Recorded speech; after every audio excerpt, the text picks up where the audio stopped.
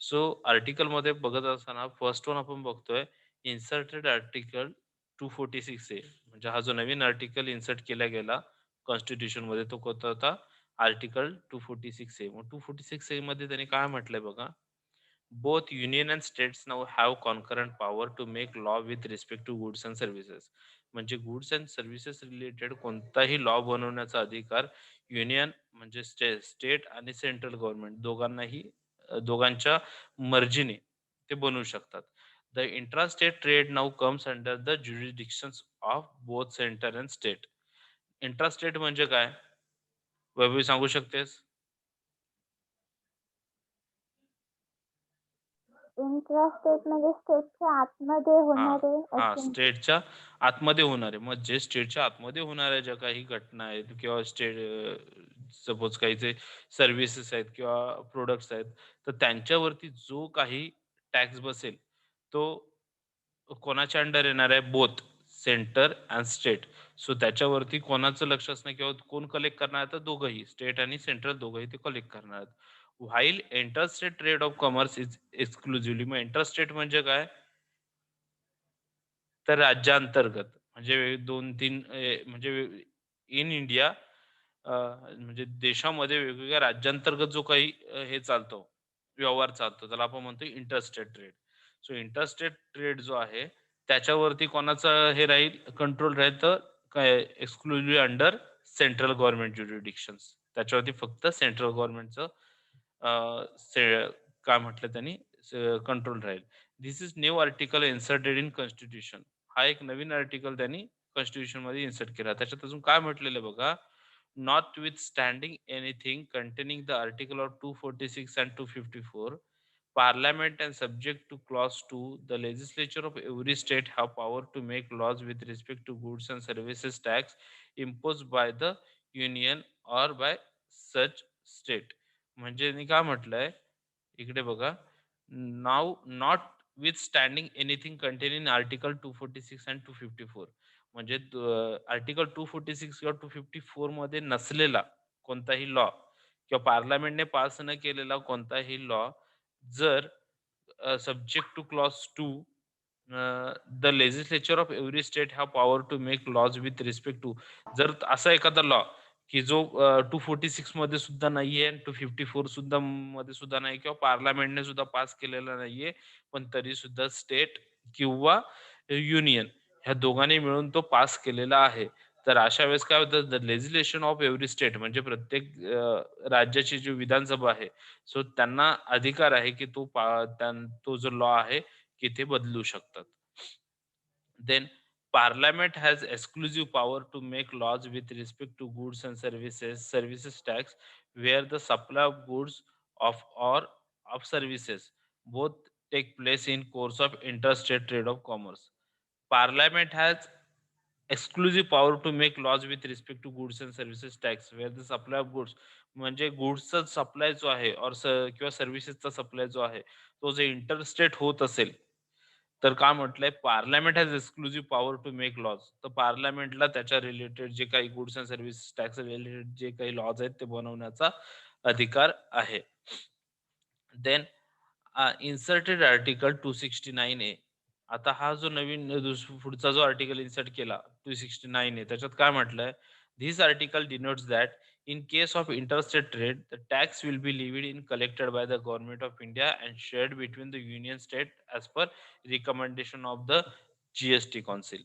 म्हणजे काय म्हटलंय की जीएसटी काउन्सिल नुसार काय म्हटलं गेलंय, तर इंटरस्टेट ट्रेडचा जो काही टॅक्स आहे तो सेंट्रल गव्हर्नमेंटने कलेक्ट करायचा आणि तो सेंट्रल गव्हर्नमेंटने कलेक्ट केल्याच्या नंतर सेंट्रल आणि स्टेटमध्ये त्यांचं त्यांचं जे काही प्रपोर्शन ठरवून दिलेलं असेल जीएसटी काउन्सिलने, त्या प्रपोर्शन मध्ये तो डिवाइड करून त्यांना वाटायचा. The article also make its clear that the proceed such collected will not be credited to the consolidated funds of India और स्टेट. त्यांनी काय म्हटलंय की हा जो तुम्ही जो कोणता फंड टॅक्सचा जो तुम्ही गोळा करणार आहात इंटरस्टेट रेटचा, तर तो कोणत्याही इंडियन गव्हर्नमेंटचा फंड नाहीये की स्टेट गव्हर्नमेंटचा फंड नाहीये. तो fund respective shares shall be assigned to that state और सेंटर. त्यांचे त्यांचे काही जे शेअर ठरलेले आहेत स्टेट्स आणि सेंट्रलचे त्या पद्धतीने त्यांच्यात वाटून द्यायचं आहे. याच्यावरती ना सेंट्रलचा अधिकार आहे, ना स्टेटचा अधिकार आहे. त्यांच्या त्यांच्या शेअरनुसार तो प्रत्येकाला डिव्हाईड केला जाईल. देन म्हटलेलं आहे आर्टिकल 269 ए मध्ये अजून काय म्हटलंय? Goods and services tax on supplies in the course of interstate trade or commerce shall be levied and collected by the government of India, and such tax shall be apportioned between the union and the state in the manner as may be provided by parliament by law of the recommendation of the Goods and Service Tax Council. आता त्यांनी काय म्हटलंय, goods and services tax are supply in the course of interstate trade और commerce shall be levied and collected by government of India and such shall be between the union states in the. हे तुम्हाला आधी आपण पाहिलं 269 मध्ये त्यांनी म्हटलंय की जो काही टॅक्स असेल तो सेंट्रल गव्हर्नमेंटने कलेक्ट करायचा आणि तो युनियन आणि स्टेटमध्ये डिवाइड करून द्यायचा त्याच्या proportion नुसार.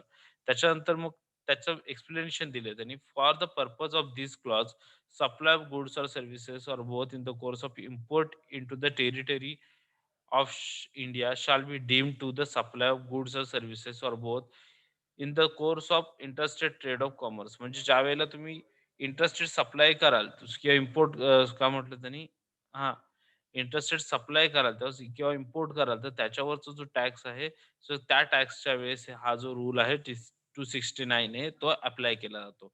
आता त्याच्यामध्ये कसा अप्लाय केला जातो बघा. The amount apportioned to the state under clause 1 shall not form part of the consideration fund of India. म्हणजे जे इथे ह्या 1 मध्ये जे म्हटलेलं आहे की सर्व्हिस टॅक्स जो काही किंवा गुड्स अँड सर्व्हिस टॅक्स जो इंटरस्टेट ट्रेड वरती जमा केला जाईल तो काय म्हटलेला आहे, शाल not form part of the consideration fund of India. तो इंडियन गव्हर्नमेंटचा सेंट्रल गव्हर्नमेंटचा पार्ट नाहीये. Where an amount collected as tax levied under clause 1 has been used for payment of the tax levied by the state under article 246, such amount shall not be part of the consolidated funds of India.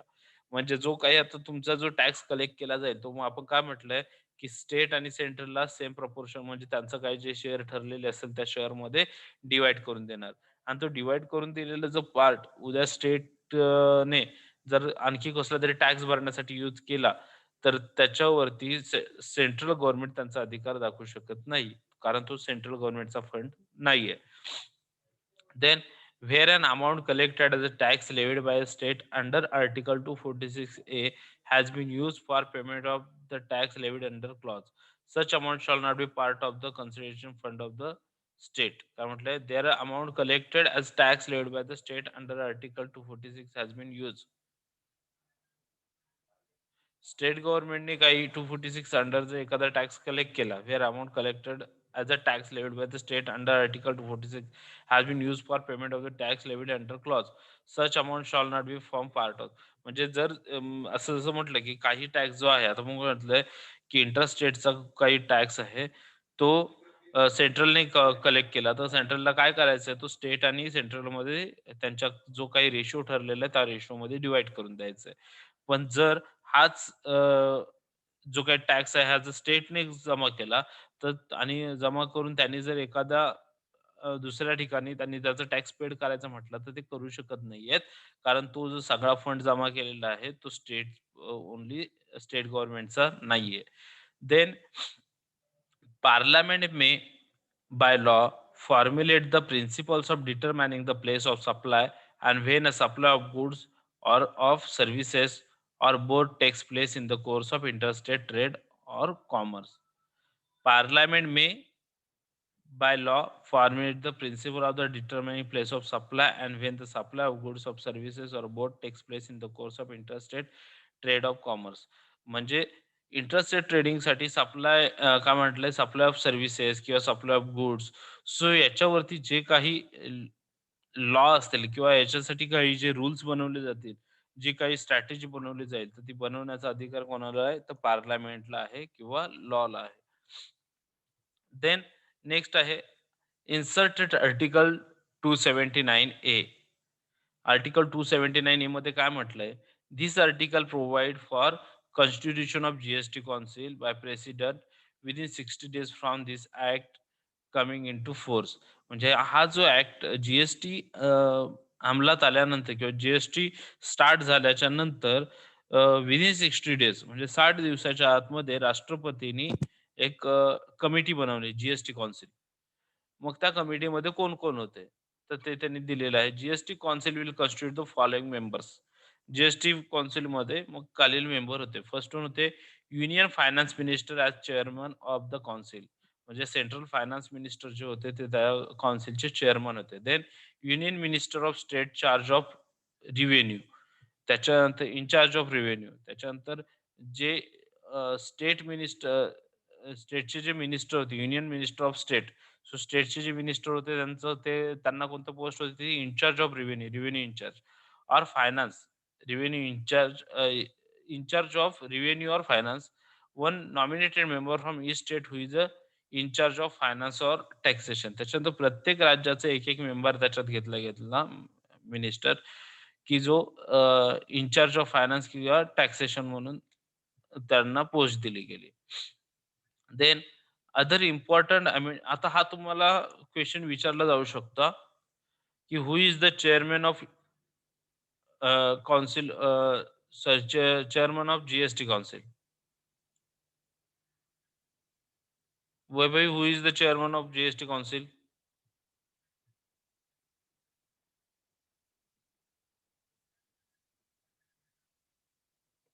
Nazneen, Afreen, Sayali. Who is the member? Who is the chairman of GST Council?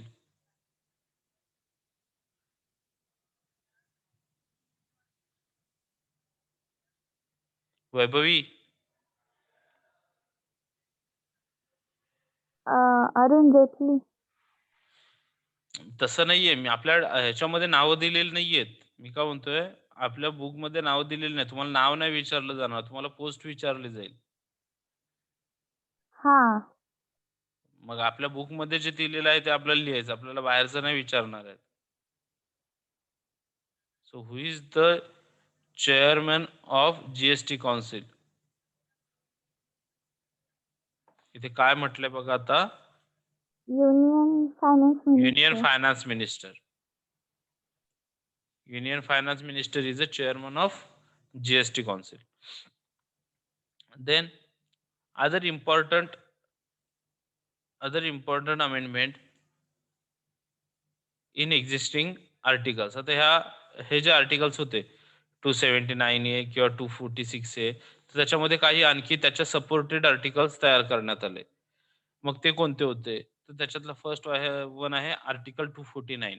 Article 249 मध्ये काय म्हटलंय? Article 249 has been change so that if two-third majority resolution is passed by Rajya Sabha, the Parliament will have power to make necessary laws with respect to GST in national interest. म्हणजे जर राज्यसभेमध्ये 2:3 जर majority मिळाली, 2:3 जर majority मिळाली मेंबरची, तर parliament काय करू शकते? तर पार्लमेंटला पॉवर आहे की ती necessary law GST related apply करू शकते. त्याच्यानंतर आर्टिकल 250 मध्ये काय म्हटलंय? Has been amended so that parliament will have power to make laws related to GST during emergency period. म्हणजे जर इमर्जन्सी पिरियड मध्ये जीएसटी रिलेटेड काही लॉ बनवायचे झाले तर पार्लमेंटला त्याचा अधिकार आहे. Then article 268. आर्टिकल 268 मध्ये काय म्हटलंय? Has been amended so that excise duty on medicines and toilet preparations will be omitted from the state list and will be subsume in GST. म्हणजे स्टेटच्या ज्या ह्याच्यामध्ये टॅक्स मेडिसिन्स वरती किंवा टॉयलेट प्रिपरेशन्स चे जे काही प्रोडक्ट्स होते त्याच्यासाठी लागणारा जो टॅक्स होता तो टॅक्स कट केला गेला स्टेटच्या लिस्ट मधून आणि तो जीएसटी मध्ये इन्क्लूड केला गेला. Then article 268A has been repealed. So now our service tax is subsum in GST. So जो स्टेटचा किंवा सेंट्रलचा सर्व्हिस टॅक्स होता तो कट करून तो जीएसटी अंडर घेतला गेला. आणि देन आर्टिकल 269. आर्टिकल 269 मध्ये काय म्हटलंय? Would empower the parliament to make GST related laws for interstate trade commerce would empower. म्हणजे आर्टिकल 269 मध्ये म्हटलंय की पार्लमेंटला अधिकार आहे GST related laws for interstate trade. Interstate state trade related किंवा कॉमर्स रिलेटेड लॉ बनवण्याचे अधिकार पार्लमेंटला आहेत. Then subsequently in July 2017 the President of India promulgated two ordinance म्हणजे आणखी दोन कायदे पास केले गेले जुलै 2017 मध्ये. मग ते कोणते होते? तर फर्स्ट होता the central goods and service tax extension to Jammu and Kashmir ordinary 2017. म्हणजे आतापर्यंत तुम्ही ऐकत आला असाल किंवा तुम्हाला मला माहिती नाही आम्ही ज्यावेळेला टॅक्स शिकलो त्यावेळेस त्याच्यामध्ये हेच होतं की कोणताही इंडियन टॅक्स सेंट्रल टॅक्स किंवा इंडियन टॅक्स हा जम्मू काश्मीरला लागू होत नाही. पण 2017 पासून जी जो आपण लॉन्च केला, जी जो आला, तो जी जम्मू काश्मीरला सुद्धा लागू केला गेलाय. देन अॅन इंटिग्रेटेड गुड्स हा जो जी होता पहिला तो कुठला आहे? सेंट्रल जी म्हणजे त्याला सी म्हणतो. Then the integrated goods and service tax extension to Jammu and Kashmir ordinary 2017 आणि दुसरा एक जी लागू केला तो होता आय-जी-एस-टी. तो सुद्धा 2017 ला जम्मू काश्मीरला लागू केला गेला. देन त्यांनी काय म्हटलंय बघा, "These ordinance extended the domain of Central GST Act and the Integrated GST Act to the state of Jammu and Kashmir with effect from 8 जुलै 2017." म्हणजे 8 जुलै 2017 पासून सी आणि आय-जी-एस-टी हे दोन जे जी-एस-टी ॲक्ट आहे टॅक्स आहेत, ते जम्मू आणि काश्मीरला लागू केले गेले. With this the state of Jammu has become part of the GST regime. आणि ह्या 2 टॅक्समुळे काय झालं, की जी जो जम्मू आणि काश्मीर जो आहे, तो जी-एस-टीचा एक पार्ट झाला. Making G truly a one nation one tax regime. म्हणजे जी-एस-टीनं काय केलं, तर वन नेशन वन टॅक्स ही संकल्पना बनवली, की एक देश, एक कर. Then earlier the goods and services service tax was launched in the country from the midnight of 1st July 2017. So 1 जुलै 2017 ला देशामध्ये जी चालू झाला. Because of the special provision applicable on the state of Jammu and Kashmir, extra steps had to be taken before the state could join the G regime. त्याच्यानंतर काय म्हटलंय, because of special provision applicable to the state Jammu and Kashmir. Jammu and काश्मीरला काही special provisions होत्या. तिथे Indian कोणताही tax लागत नव्हता. त्याच्यामुळे extra steps had be taken before the state could be join the G regime. म्हणजे जे बाकीच्या ह्याला जी लागू केल्याच्यानंतर काही जास्त दिवस लागले जम्मू आणि काश्मीरला, कारण त्यांच्यावरती स्पेशल प्रोव्हिजन होते, ॲप्लिकेबल होते, ते काढून त्याच्यावरती जी लादण्यासाठी वेळ गेला. Then on 6th July 2017, the state of Jammu and Kashmir has taken the first step towards adopting the GST regime with the President of India giving assent to the Constitution application to Jammu and Kashmir Amendment Order 2017.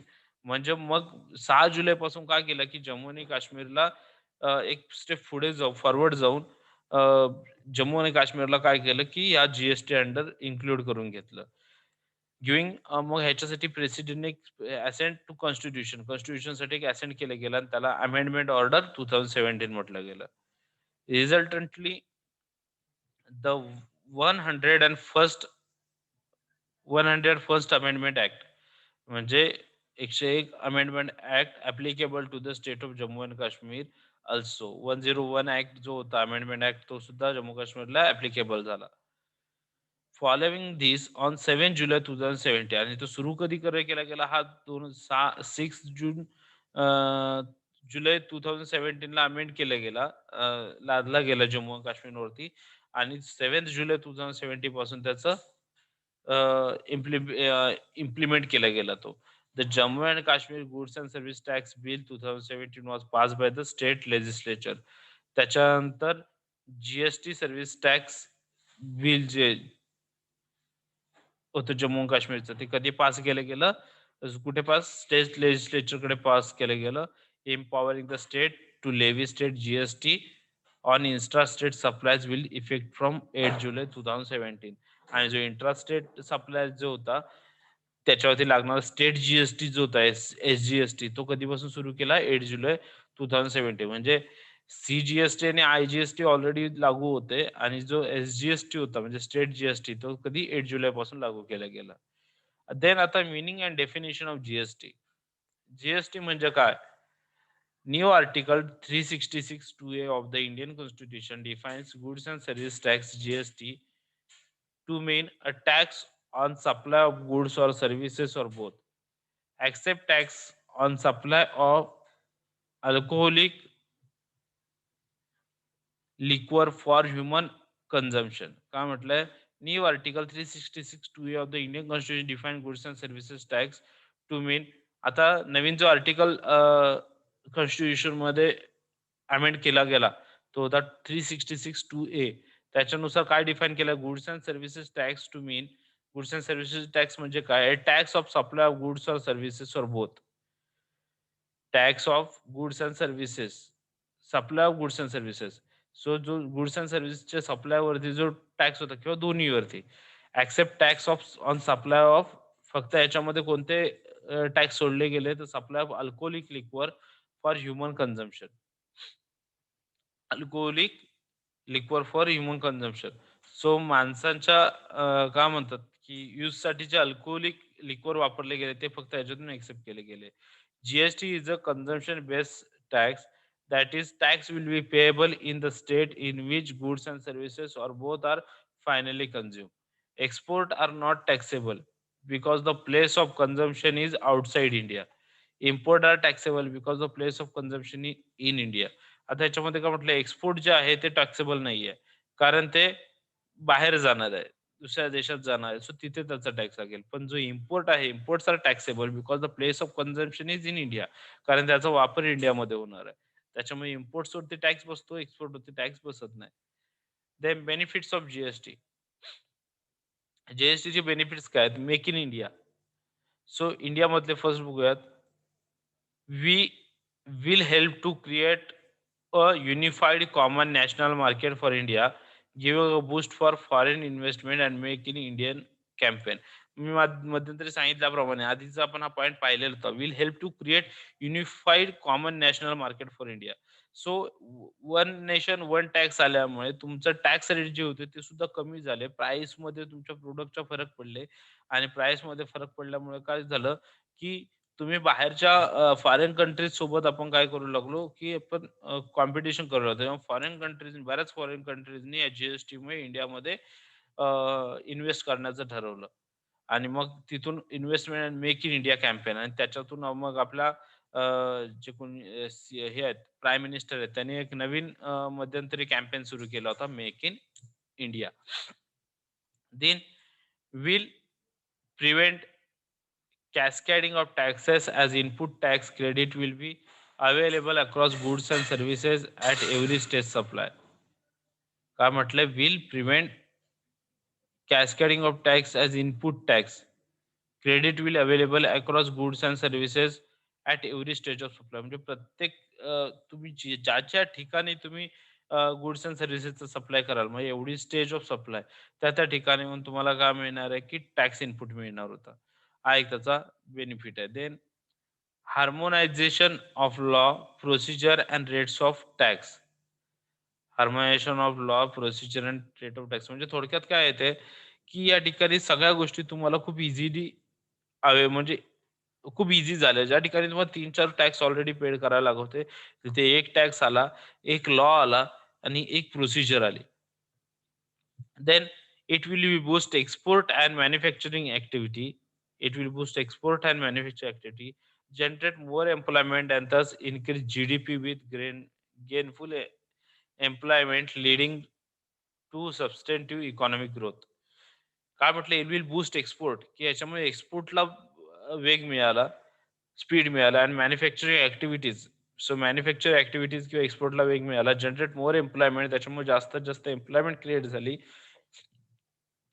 आणि दस increase GDP आणि त्याच्यामुळे काय झालं की GDP सुद्धा increase झाली with gainful employment leading substantive economic growth आणि त्याच्यामुळे एक इकॉनॉमीला एक चांगली ग्रोथ मिळाली. Then ultimately it will help in poverty eradication. काय म्हटले? Ultimately it will help in poverty eradication by generating more employment and more financial resources. आता याच्यामुळे काय म्हटलं, की पॉवर्टी रिडक्शन, की याच्यामुळे गरिबी कमी झाली. जास्तीत जास्त एम्प्लॉयमेंट अवेलेबल झाली. फायनान्शियल रिसोर्सेस लोकांसाठी अवेलेबल झाले. Then more efficient neutralisation of taxes special for export thereby making our products more financial resources. So इथे तुम्हाला म्हटल्याप्रमाणे, की इथे सुद्धा तुम्हाला प्रॉडक्ट बनवण्यासाठी किंवा मॅन्युफॅक्चरिंगसाठी जास्तीत जास्त फायनान्शियल रिसोर्सेस अवेलेबल व्हायला लागले जी-एस-टीमुळे. Improve the overall investment climate in the country, which will naturally benefits the development in the states. Improve overall investment climate. So जगातलं म्हणजे पूर्ण देशातलं इन्व्हेस्टमेंट क्लायमेट होतं ते पूर्णपणे चेंज झालं in the country, which naturally benefits, आणि त्याचा बेनिफिट्स काय झाला तर स्टेटच्या डेव्हलपमेंटवरती झाला. देन म्हटलंय uniform SGST and IGST rates will reduce the incentive for uniform SGST and IGST rates will reduce the incentive for evasion of eliminating rates at ab- arbitrage between neighboring states and the between intra and interstate sales. So interstate किंवा interstate किंवा intrastate मधले जे काही cells होते, की त्याच्यावरती जो हा इन्सेंटिव्ह वगैरे आकारला जायचा तो आय-जी-एस-टी किंवा एस-जी-एस-टी मुळे काय झाला तर रिड्यूस झाला. देन 10th काय म्हटलेलं आहे त्यांनी 9th सॉरी हां, 9th पॉइंट काय म्हटलेलं आहे, average tax burden on companies is likely to come does which expected to reduce prices, and lower prices mean more consumption, which is turn means more productions, thereby helping the growth of industries.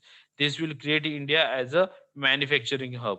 काय म्हटलंय की GST मुळे जे burden होतं companies वरती किंवा consumer वरती, जे टॅक्सचं बर्डन होतं ते कमी झालं. 4-5 टॅक्स जिथे भरावे लागायचे तिथे एकच टॅक्स भरावा लागला GST.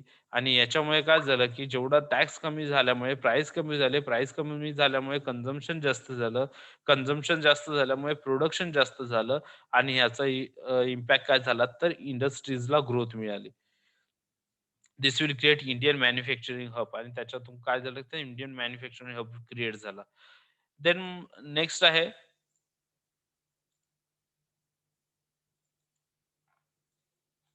Ease of doing business. आता बिझनेस करणं कसं सोपं झालं.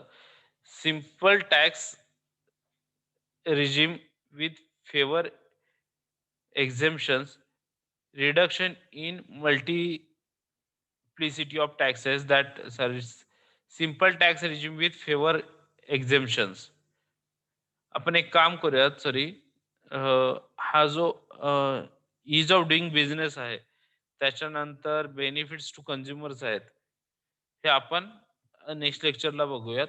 आता आपण आज इथे थांबूयात. त्याच्यानंतर मग आपल्या इथे ड्युअल जीएसटी मॉडेल आपण स्टार्ट करूया. त्याच्यात सेंट्रल जीएसटी काय आहे, स्टेट जीएसटी काय आहे, त्याचे एक्झाम्पल्स आहेत दिलेले, ते एक्झाम्पल्स पाहूयात.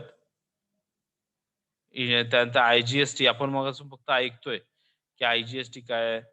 सो हे याचे जे प्रॉब्लेम्स आहेत, एक्झाम्पल्स सुद्धा दिलेले आहेत आपल्याला. विथ एक्झाम्पल आपण ते नेक्स्ट लेक्चरला एक्सप्लेन करूयात.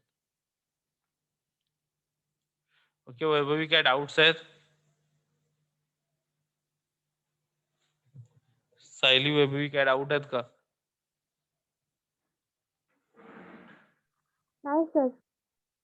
ओके, थांबायचं मग आता. काय डाऊट असतील तर हां मला विचारा, नाही तर मग आपण मीटिंग एंड करूया. हां ठीक आहे सर. ओके. आणि बाकीची मुलं कुठे आहेत? आकाश वगैरे जॉईन नाही झाले, ते काय, त्यांना सगळ्यांना मेसेज द्या. थेरॉटिकल असलं तरी इम्पॉर्टंट आहे, कारण जीएसटी ची थेरी समजल्याशिवाय तुम्ही पुढे जाऊन काही त्याचा यूज म्हणजे उपयोग नाहीये. जीएसटी ची थेरी सगळ्यात महत्वाची आहे. हां सर.